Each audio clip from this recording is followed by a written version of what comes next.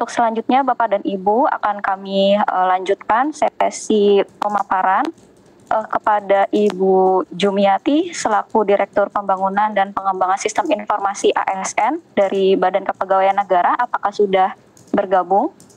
Untuk mempersingkat waktu kepada Ibu Jumiati dipersilahkan. Baik, terima kasih. Bismillahirrahmanirrahim. Assalamualaikum warahmatullahi wabarakatuh. Yang saya hormati Deputi Sumber Daya Manajemen Aparatur, kemudian juga Bapak Sesdijen, Bapak Direktur Renakes, Kemenkes, kemudian teman-teman baik di lingkup Kemenpan RB, Kemenkes, Kemendikbud, teman-teman dari instansi daerah yang sudah hadir pada sesi pagi hari ini. Terima kasih atas kesempatannya. Alhamdulillah hari ini kita bisa bergabung untuk menindaklanjuti dari terbitnya Kepmenpan 173. Kami harap Bapak Ibu instansi sudah mempelajari ya Kepmenpan 173 karena memang harapannya dari yang sudah diterbitkan tersebut bisa ditindaklanjuti progresnya, khususnya karena memang waktunya juga relatif terbatas, yaitu 15 hari kerja. Nah, dari Kemenpan tersebut tentunya diharapkan Bapak Ibu sekalian, khususnya dibantu teman-teman admin di instansi masing-masing untuk bisa menindaklanjuti dari apa yang sudah ditetapkan, baik untuk mengakomodasi kaitan dengan pemenuhan tenaga guru, kemudian tenaga kesehatan maupun prioritas lainnya, khususnya dalam rangka menginput dalam formasi. Untuk formasi tentunya sudah ditetapkan kemarin pada saat hari Kamis sudah dibagikan juga, maka proses selanjutnya adalah bagaimana kita membuat rincian formasi di sistem ataupun di layanan yang ada di SISN. Jadi Bapak Ibu sekalian, alhamdulillah tahun ini kita sudah melakukan proses dengan sistem dan terintegrasi. Tentunya ini akan memudahkan Bapak Ibu sekalian karena memang harapannya nanti data yang mengalir antara di informasi di layanan kebutuhan BKN maupun nanti data yang ada di Kemendikbud, Dapodik maupun data yang ada di Kemenkes, SDMK ini tentunya bisa mengalir dengan baik dan konsisten. Nah, kami harapkan tentunya ini nanti Bapak Ibu sekalian bisa menindaklanjuti melalui proses input ataupun mengisi dari rincian ini dengan sangat hati-hati. Tadi sudah disampaikan juga oleh Pak Deputi bahwa kita harus menerapkan kehati-hatian, sekaligus juga kita memaksimalkan kesempatan kali ini tahun pengadaan 2024 untuk bisa memaksimalkan pemenuhan dari tenaga ASN yang ada di instansi masing-masing. Tentunya dengan amanah yang tadi sudah disampaikan oleh Pak Suryo, tentunya kita akan semaksimal mungkin membantu, khususnya BKN akan membantu dalam konteks sistemnya. Lanjut.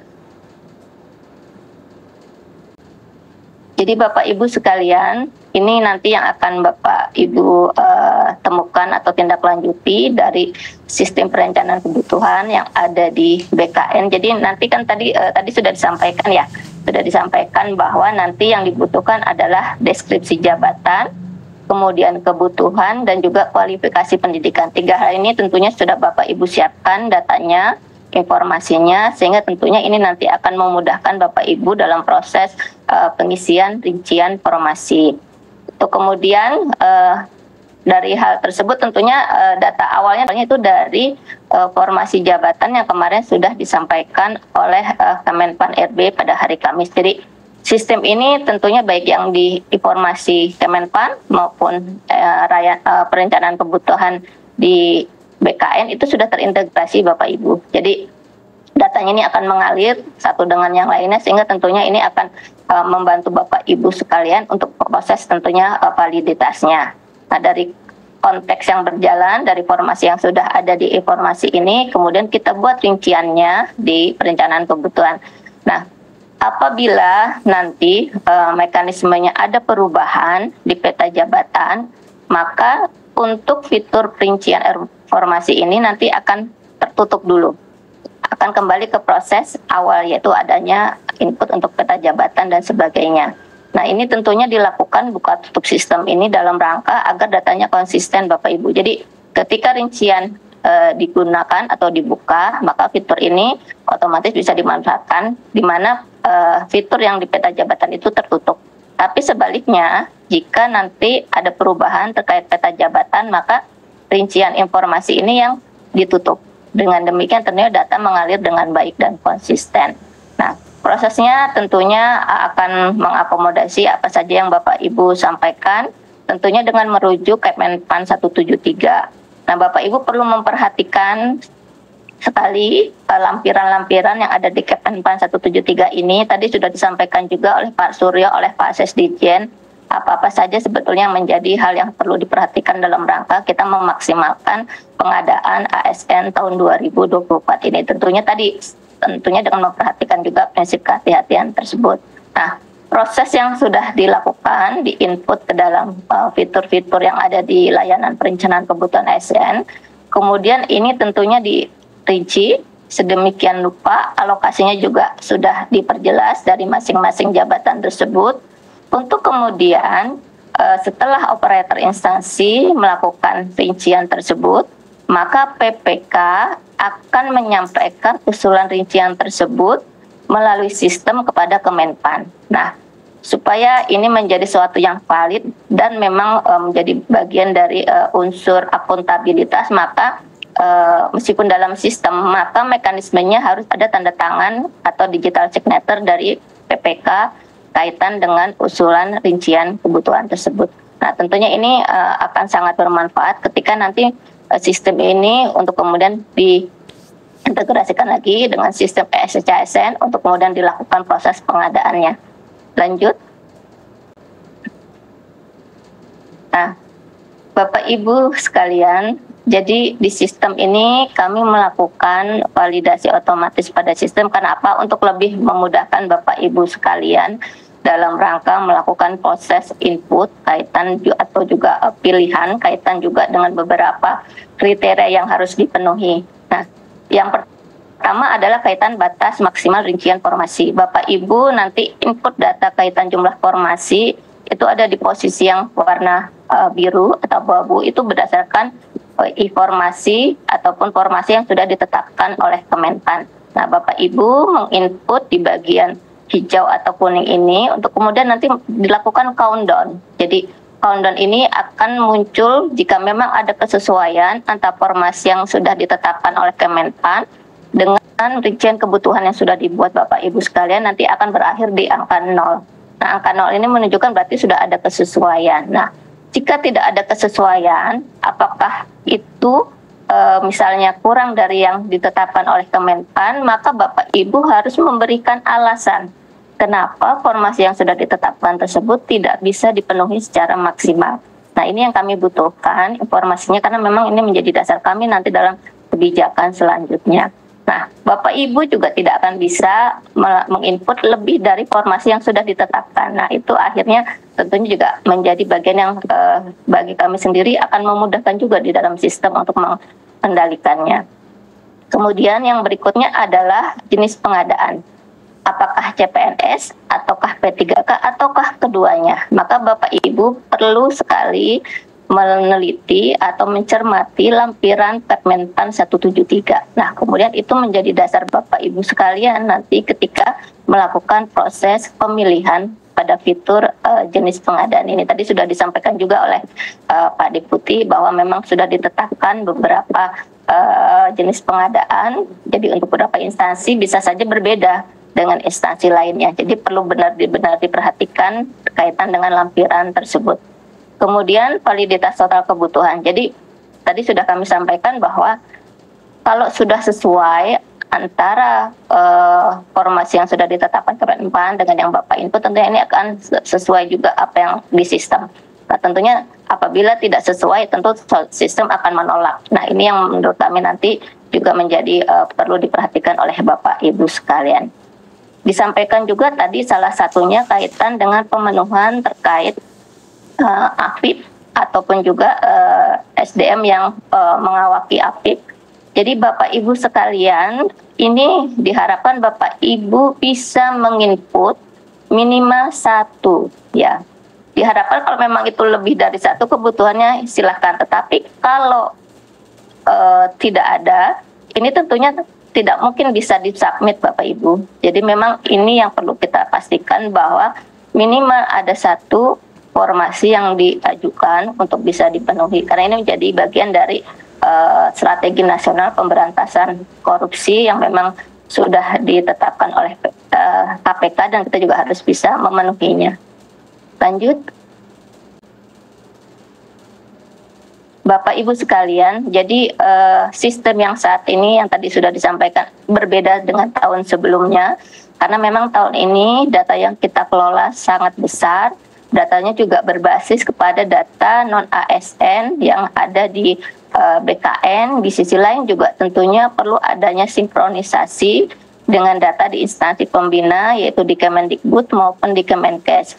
Di sisi lain tentunya nantinya sistem ini akan terintegrasi juga dengan SSCSN baik dalam proses pelaksanaan seleksinya maupun nanti dalam rangka penetapan NIP-nya.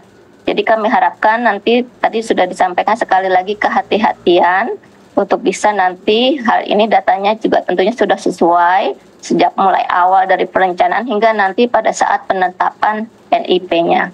Jadi alokasi formasi sendiri kami terintegrasi dengan informasinya Kemenpan, kemudian juga konteks dengan rincian formasi dengan penetapan NIP nanti di akhir, untuk kemudian nanti pada proses pelaksanaannya di SSCSN tentunya juga sudah sesuai. Kalau dulu kita punya portal karir di mana untuk mengetahui informasi itu ada portal karir di SSCSN, namun demikian sekarang sudah ada difasilitasi di layanan perencanaan kebutuhan sehingga informasinya nanti ini di load di SSCSN sehingga Bapak Ibu sekalian sudah tidak perlu mengisi lagi, cukup sekali di perencanaan kebutuhan. Nah, informasi ini nantinya yang akan membantu dalam proses pelaksanaan seleksi di beberapa waktu kemudian. Nah, khusus untuk informasi lain yang ada di SSCSN tentunya nanti merujuk kepada regulasi yang akan diatur kemudian dalam rangka pelaksanaan seleksi. Nah, itu nanti bisa diinput selain dari yang sudah ada di perencanaan kebutuhan. Bapak Ibu sekalian, saat ini khusus untuk tenaga guru, ini nanti prosesnya untuk angka kebutuhannya nanti posisinya tidak ditempatkan di sekolah-sekolah, tetapi ditempatkan di dinas pendidikan. Polanya sama seperti tahun lalu, namun demikian fitur yang ada saat ini memang rinci ke unit terkecil, namun demikian khusus untuk mekanismenya nanti mekanisme guru itu lari ke dinas pendidikan. Nah, ini nanti prosesnya tentunya akan ada proses integrasi dengan data yang ada di Kemendikbud. Untuk kebutuhan lainnya tentunya kita berharap ini tentunya sudah clear juga, karena Bapak Ibu sekalian lah yang melakukan input terhadap data di Dapodik. Tentunya hal ini akan bersesuaian ketika ini data yang ada di BKN terintegrasi dengan data Dapodik, sehingga tentunya akan menyesuaikan juga dengan kebutuhan yang ada di instansi Bapak Ibu sekalian. Khusus untuk Nakes, kami juga sudah melakukan integrasi dengan SI SDMK, di mana Paskes dan kebutuhan Naskesnya juga tentunya sudah menyesuaikan dengan apa yang ada di database tersebut, sehingga nantinya dalam rangka kita melakukan prioritas tentunya sudah sesuai dengan apa yang menjadi kebutuhan Kementerian Kesehatan dalam rangka tentunya meningkatkan kualitas juga kuantitas dari nakes yang nanti akan direkrut di pengadaan tahun 2024. Lanjut. Bapak Ibu sekalian, secara sistem untuk jabatan-jabatan prioritas kita sudah melakukan flagging. Flagging artinya kita sudah melakukan seperti ngetek untuk kemudian nanti data yang di tag tersebut akan muncul dan akan membantu Bapak Ibu dalam proses melakukan rincian. Dalam hal ini kami tadi sudah disampaikan bahwa terintegrasi dengan Dapodik, juga dengan SDMK Kemenkes, sehingga tentunya yang menjadi prioritas yang disampaikan tadi oleh Pak Temu salah satunya adalah bisa kami fasilitasi di sistem. Dengan demikian tentunya ini akan memudahkan. Nah, untuk bisa memperoleh atau mendapatkan data jabatan yang diprioritaskan, Bapak Ibu sudah melakukan import data pembina. pada saat melakukan isian dari rincian jabatan. Tentunya ini Bapak Ibu sekalian tentunya akan sangat membantu ketika ini dilakukan karena nanti akan muncul dengan sendirinya. Termasuk juga sampai ke unit terkecil yaitu puskesmasnya. Nah, bagi instansi yang memang nantinya sudah terflagging, mohon juga nanti bisa mencermati dan mengisinya dengan detail dan lengkap supaya memang ini nanti bisa muncul di sistem untuk kemudian nanti prosesnya pada saat nanti pelaksanaan maupun nanti pada saat muncul sistemnya atau datanya rinciannya ke Kemenpan, Bapak Ibu sudah lengkap. Nah, kami berharap tentunya kerjasama yang baik antara Bapak Ibu sekalian dengan kami baik di lingkup Kemenpan, Kemenkes, Kemendikbud maupun BKN secara keseluruhan supaya memang pengadaan ASN tahun 2024 ini bisa berjalan baik dan lancar. Nah, kami berharap nantinya jika ada hal-hal yang berkaitan dengan kendala atau permasalahan kaitan regulasi tentunya nanti bisa diarahkan ke Kemenpan kaitan dengan kebijakan sektor di Kemenkes maupun Kemendikbud. Nah, untuk di implementasi teknis ada di kami di BKN sehingga tentunya ini akan bisa bersesuaian satu dengan yang lain, kolaborasi ini bisa maksimal dan diharapkan Bapak Ibu juga terbantu dengan adanya sistem yang sudah dibangun ini memudahkan dalam melakukan proses perencanaan. Di sisi lain juga nanti akan melancarkan juga proses pelaksanaan seleksinya maupun nanti pada saat penetapan NIP-nya. Nah, itu yang bisa kami sampaikan Bapak Ibu sekalian. Terima kasih banyak atas perhatiannya. Jika ada hal-hal yang ditanyakan kami siap. Terima kasih. Wassalamualaikum warahmatullahi wabarakatuh.